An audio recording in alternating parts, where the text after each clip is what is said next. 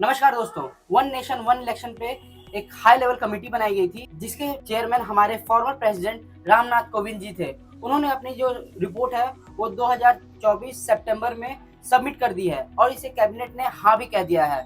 हो सकता है आने वाले सेशन में एज अ ड्राफ्ट बिल इसे इंट्रोड्यूस किया जाएगा लोकसभा में और उसके बाद इसे पास कराने की कोशिश की जाएगी। तो वन नेशन वन इलेक्शन आखिर है क्या, इसके बेनिफिट्स क्या है और इसे पास कैसे करवाया जाएगा, चलिए जानते हैं इस वीडियो में। तो वन नेशन वन इलेक्शन का मतलब है हमारे देश में जितने भी इलेक्शंस होते हैं, चाहे वो लोकसभा के हो, चाहे स्टेट असेंबली के हो, चाहे म्यूनिसिपैलिटी के हो या तो पंचायत के इलेक्शन हो, सबको एक साथ ही करवाया जाएगा। और इन सबको एक साथ करवाने के लिए हमारे कॉन्स्टिट्यूशन में, रिप्रेजेंटेशन ऑफ पीपल्स एक्ट में और लोकसभा के रूल बुक्स में काफी सारे चेंजेस करने पड़ेंगे। और जो कॉन्स्टिट्यूशनल अमेंडमेंट है उसे कराने के लिए आधे से ज्यादा राज्यों से रेटिफिकेशन करवाना पड़ेगा। रेटिफिकेशन का मतलब होता है कि सिंपल मेजोरिटी से स्टेट्स से पास करवाना पड़ेगा, यानी 28 में से 15 स्टेट में इसे सिंपल मेजोरिटी से पास कराना होगा और फिर उसे लोकसभा में भी स्पेशल मेजोरिटी से पास कराना पड़ेगा। तो ये काफी चैलेंजिंग होने वाला है। तो इसके बेनिफिट्स क्या है और इसके डाउन साइड क्या है ये जान लेते हैं। तो इसके बेनिफिट्स ये हैं कि इससे बहुत सारे इलेक्शन जो होते हैं, जो लोकसभा के अलग होते हैं और स्टेट असेंबलीज के अलग होते हैं, उस सब में जितने भी ज्यादा पैसे खर्च होते हैं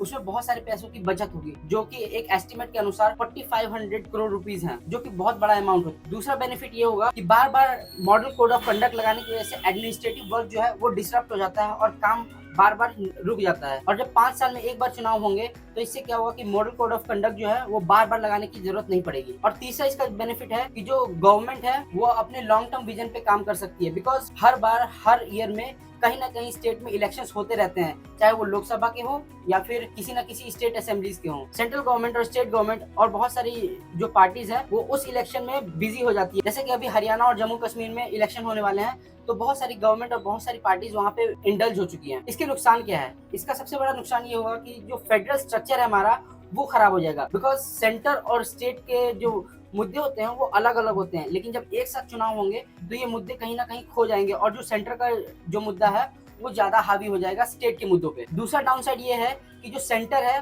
वो ज्यादा कंट्रोल दिखा पाएगी अब इन इलेक्शन में, बिकॉज सेंटर के पास मोस्टली ज्यादा पावर्स होते हैं और ज्यादा पैसे भी होते हैं, तो वो इन इलेक्शंस में ज्यादा बेनिफिट उठा सकती है। अगर एक हिस्टोरिकल इवेंट देखा जाए तो 1950 से 1967 तक हमारे देश में स्टेट असेंबली और लोकसभा के इलेक्शन एक साथ होते थे और उसमें हर बार कांग्रेस एक एज अ मेजोरिटी पार्टी ही जीत के आती थी और मोस्ट ऑफ द स्टेट्स में उसी की गवर्नमेंट होती थी। तो ये चीज हमें फिर से शायद देखने को मिल सकता है। तो इस बारे में आप लोग का क्या कहना है, प्लीज मुझे कमेंट सेक्शन में जरूर बताएं। तब तक के लिए नमस्कार, जय हिंद।